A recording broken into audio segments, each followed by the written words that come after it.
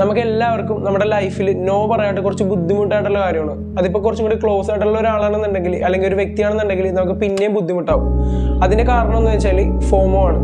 ഇപ്പോൾ ഒരു എക്സാമ്പിൾ പറഞ്ഞിട്ടുണ്ടെങ്കിൽ നമ്മൾ നല്ല ബിസി ആയിട്ടിരിക്കുന്ന സമയം, ഇപ്പോൾ എന്തെങ്കിലും വർക്ക് റിലേറ്റഡും വേറെ എന്തെങ്കിലും കാര്യത്തിൽ നല്ല ബിസി ആയിട്ടിരിക്കുന്ന സമയത്ത് നമ്മുടെ ഫ്രണ്ട് നമ്മളെ വിളിച്ചിട്ട് പറഞ്ഞു, എടാ വാടാ നമുക്കൊന്ന് പുറത്തേക്ക് പോവാം അല്ലെങ്കിൽ ഒരു പാർട്ടിക്ക് പോകാമെന്ന് പറഞ്ഞ് വിളിക്കുമ്പോൾ നമ്മൾ ആ ഒരു ടൈമിന് നോ പറയേണ്ട സമയത്ത് നമ്മൾ യെസ് പറയാനുള്ള മെയിൻ കാരണമാണ് ഫിയർ ഓഫ് മിസ്സിംഗ് ഔട്ട് അല്ലെങ്കിൽ ഫോമോ.